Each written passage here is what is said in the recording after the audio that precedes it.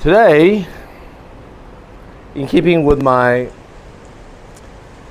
self-imposed one video a day, I'm going to talk about something that's dear to my heart. And to many of you, Asians and blacks and Latinos and colored people. And the topic today is colonialism. And I'm going to say something that's going to probably piss you off, but I think it needs to be said. And the source of this inspiration for this video comes from a recent topic I read on Quora, where an Indonesian girl answered the question, how developed would Southeast Asia be without Chinese? And she basically, her theory was that Southeast Asia would have been fine without colonialism. Southeast Asia does not need Chinese. So, I'm going to talk about Chinese another day. I'm going to talk about colonialism. Because essentially what she was saying is that, hey, we're great before the white man came. They suppressed us. That's why we're terrible today. And we would have been fine if we would been not colonized.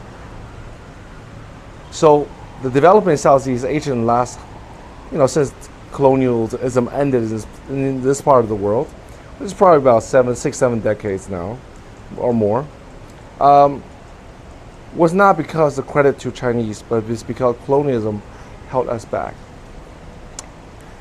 So the question is colonialism the reason why all these countries, not just Southeast Asia, but Africa, but Latin America, but Middle East, the reason why these places are underdeveloped, behind the white man's world? And I'm going to tell you today that is a very nice story to tell yourself when you're a colored person, but it's completely ignorant, egotistical, and false. Proof number one: if these places were so great, so wonderful, so prosperous, so advanced, so successful, now why in the world did white men only took a couple cannons and a couple ships to conquer most of them? It only took a few thousand white men, British white men, to manage and to administer and to control the entirety of India. It only took a few thousand Spaniards to manage each of these Latin American countries. It only took a few thousand Dutch to control all of Indonesia, which was hundreds of millions of people. So a reality check. If these part of the world was so wonderful, advanced, and powerful, then how the heck the white man take them over so easily? So it's completely false. I understand colored people. We want to believe we're wonderful. We want to be, we're just as smart, just productive, just as industrious, just as capable as white people. And yes, if we apply ourselves, we could be, but let's be honest for a minute. We were not. We're not by a long stretch. That's the reason why even in China, which were the most powerful country prior to colonialism, fell by a few ships cannon on the port of Xiamen, on the port of Tianjin. So let's be honest with ourselves. We sucked. We're terrible. We're backward, we're uneducated, we're unorganized, divided. We were easy pickings.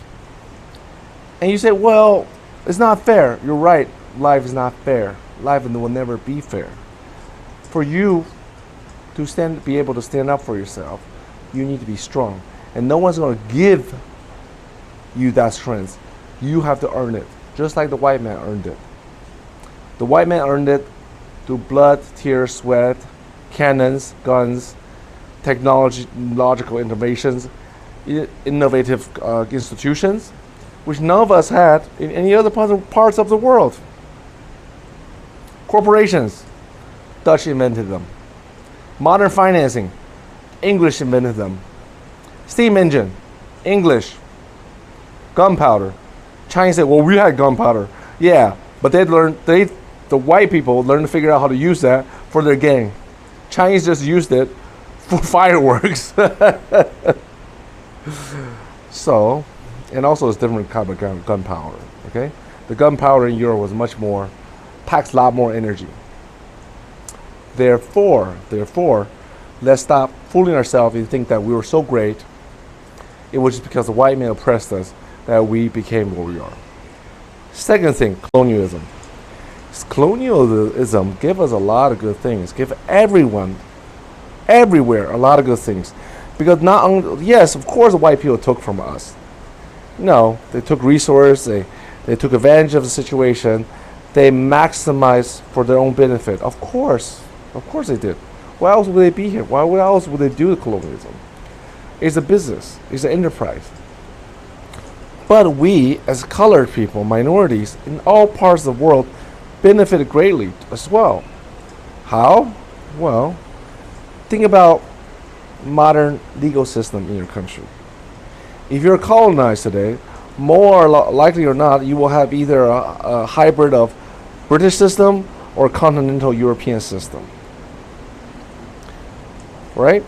And more, if you're colonized even later, post-colonial era, there's still colonies around the world.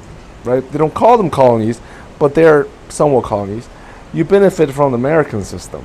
Global commerce, global commerce, trade, liberal commercialism. Modern day colonies, Japan, Korea, Germany. All these countries are in de facto colonies. Why? Just check the number of American bases in these countries. When you have foreign soldiers stationed permanently on your soil, you are a colony. Because those guns are not only pointed at their supposed enemies, potential enemies of the country, they're also pointed at the citizens. When the citizens of these countries, whether it's Korea, Japan, Germany, don't listen, what do you think those bases, those military bases, are used for? But are colonialism all bad? No, absolutely not. Japan, Korea, Germany benefited greatly from it. Marshall Plan helped all these countries dig themselves out of a losing situation in a war and prospered. Of course, they still had to be the lapdogs of America, but hey, the life quality of its citizens improved tremendously, and America and its generous policies has done a lot to help these countries. Okay, let's take an example: Malaysia, Indonesia, and so forth. Modern legal system, modern political system, modern highway system, modern architecture, modern medicine, modern everything you can think of has an imprint of the Western European American, the white man on it. And these things have benefited all of us greatly. Life expectancy went up. Quality of life went up everywhere. Of course, we had a role in doing this. Of course we did. But without those systems in place, do you think that Asia could be as prosperous today as it is now? So let's give credit where it's due. Let's drop our ego. Let's drop our self belief system so we can have some value in ourselves. And let's see the situation where it is. Yes, of course, we can be just as good as they are, but we need to put in the effort. And the reason why all these countries like Philippines, Indonesia, all Malaysia now are screwed up today, it's not because of white man. It's because we cannot run a proper system without corruption, without favoritism, without tribalism, without all these things. I'm not saying that European white people don't have this, but they seem to have that under a lot better control than we Asians do. Correct? So let's not blame white people on our own failures. Let's look ourselves clearly in the mirror and see our shortcomings. And if we ever want to be as good as they are, surpass them, we need to drop this self-delusional story and say, you know what, we have a lot to learn from them. We have to do it our way, but we have a lot to learn from them. We take what is good from their society and we mix it with our own unique culture, identity, so forth. We could create a hybrid system. Now, so far, I lived in the West, I lived in China, I lived in Southeast Asia. I can tell you, Southeast Asians, my friends, you guys are doing a terrible job at this. I can go into a lot depth into this, and I have done some videos about the topic of Malaysia, but it's the same game everywhere else. It's the same game in Indonesia, same game in Philippines and Thailand and so forth, right? A small number of people in these countries, whether they're Malay, Chinese, Filipino, or Chinese, Indonesian, or Chinese, Thailand, or Chinese, they control everything, right? It's through the crony network, the corruption, through everything, so that people on the bottom don't get a chance at going up. Now, you cannot blame the top layer of these countries either, because people on the bottom, they're mighty uneducated, mighty superstitious, mighty stupid, mighty hard-headed, and dogged in their belief that their way is right, and unwilling to adopt better ways, right? So it's not just the top layer. Of course, they're going to help each other out, and they will sell this like in Malaysia. The Malay politician will say, "Oh, be careful of the Chinese. Chinese will, if you let Chinese get into a government, give them power, they'll take over the country." Yet, what do? They work hand in hand with the rich Chinese, the powerful Chinese family, to do what? To launder money from the government, getting kickback, 20-30% of kickbacks. And who's paying for that? Everyone. But in Malaysia, Malays paying more than the Chinese. Believe me, Malays are paying this price more than the Chinese are for their own corruption. In the meantime, they're voting these corrupt Malay people back into government year after year, so they can keep the government Malay run. It's just Malaysia. Give me a break. It's Indonesia. It's all these countries, right? And it's probably, I've never been to Latin America, but I've been to Africa. It's the same crap. It's the same crap. Okay? So, please, you want to get ahead of Asians? You want to get ahead of Black people? You want to get ahead of Middle Eastern, brown people? Stop blaming colonialism. Learn from the white people what they're good at. All the wonderful institutions, system they built, right? And I'm not saying those systems are perfect. There's always going to be human factor, and the quality of white people goes down, the caliber, the integrity of those institutions will go down with them. But we, on the other hand, we are the masters of our own destiny. Have some integrity. Have some industrious spirit. Learn science. Learn to think in the correct way to accumulate wealth, power, technology. And that's the only way we can improve.